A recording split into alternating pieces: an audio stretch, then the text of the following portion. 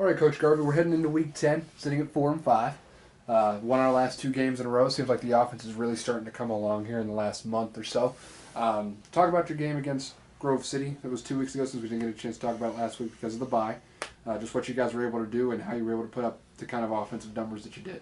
Yeah, we just played an overall, well-rounded, very good game, and obviously it starts with turning the ball over as little as possible, which we did. We only had the one early pick, was really more of a bad call than the players making a bad decision that way. It was really more on me making the play call.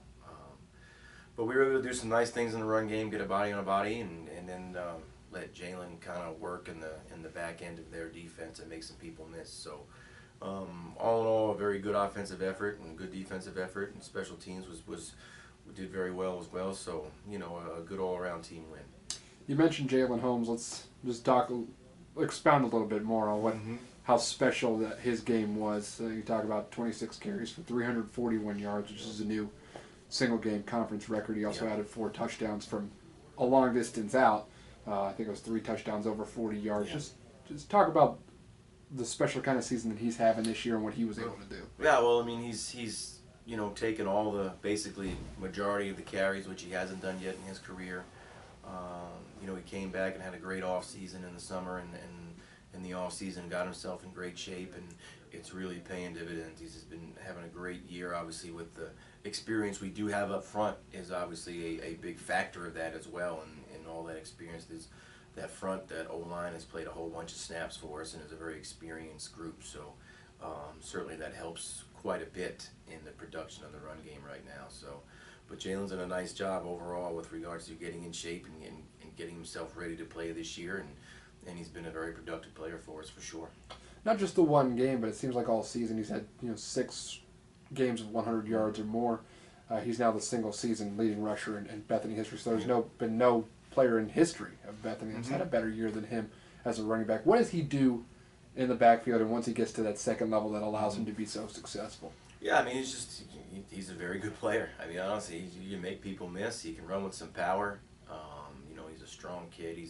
And again, the getting in shape part has made him a little bit quicker than he was a year ago, where he got out a couple times last year, and got caught 25, 30 yards down the field, where, as we saw 2 weeks ago, he didn't, with his 3 or 4 runs over 40 yards. So, he's really worked himself and gotten himself to the point where now he's a faster player, and we do a really nice job up front with that experience group, like I mentioned, and get him on that second level, and now he can pull away from people, make you miss, but he can also be a physical player as well, which is really how he started early in his career, is being a physical player, and he's added the speed and the make you miss part, here, obviously a little bit more relevant this year than maybe in years past.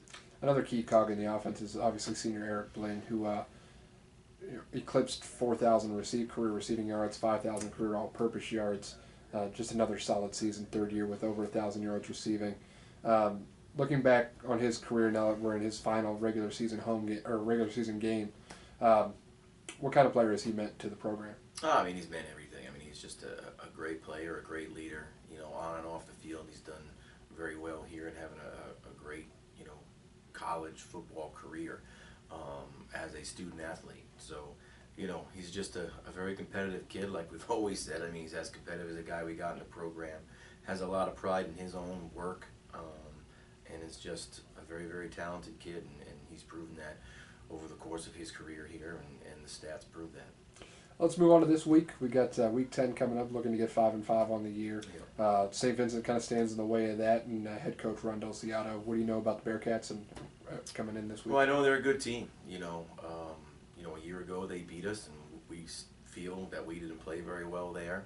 But give them all the credit, and they were in position to make plays a year ago and beat us. So, but they are a good football team. They're second year as a staff, and they are doing things there that, improving the program from a recruiting standpoint, playing standpoint. We know we're going to have to play a very good game and do the things that we've done the last 2 weeks to win a football game and continue that and hopefully get this win versus Saint Vincent. The Bearcats come into the game ranked 4th in the conference in turnover margin. Earlier in the year, it seemed to be like a little bit more of a problem for us, but it seems to have calmed down a little bit over the last few weeks. What do you guys need to do to kind of stay on that trend and turn the ball over? Yeah, we're just going to have great focus. You know, I mean, that's what turnovers truly come down to is focus and practicing well, which we've done all week so far. We got one more, and then we'll walk through tomorrow. But, you know, it's just focus and effort and maintaining that focus for a solid 60 minutes so you don't make those mental mistakes that create turnovers. Last few weeks seems like the defense has kind of gotten back to what they were doing in 2014, getting into the backfield, causing some chaos there. St. Vincent ranks towards the bottom in sacks allowed. Is that an area you think you can exploit on Saturday? Yeah, I think so. I mean, I think, you know, we're a dynamic group in that front, and we can have tackles for loss, we can sack the quarterback, or we can apply pressure to the quarterback and get some hurries and things like that. So, you know, again, we got some guys who are going to graduate. This is their last, you know, their last go around, unless we are fortunate enough to get ourselves bowl eligible and get that. But, you know, we expect a lot out of those guys and feel they'll be ready to go. Like I said, looking to get 5-5 on the year. What would it mean to you guys to post back-to-back at least 500 seasons? For the first time since... obviously our goal is to get to 500. As disappointing as, honestly, as that is for our program right now, we underachieved, and we understand that, and we got to figure that out in the offseason and why we did those things and continue to move forward. But, you know, we need to get to 500 and win this game. It is a game, and we need to win it and take it like every other game and go win it, get ourselves 5-5, have a great offseason, make ourselves bowl eligible for the ECAC, and again, see if, you know, make those ECAC committee make the decision whether yes or a no for us. Any keys, biggest keys for the game, for either on the offense? You know, obviously right now it's not going to change from weeks past right now. I mean, it's going to be ball security and mental focus and doing the right things to make sure we don't put ourselves in a bad spot and give St. Vincent momentum in all three phases. Thanks, Coach.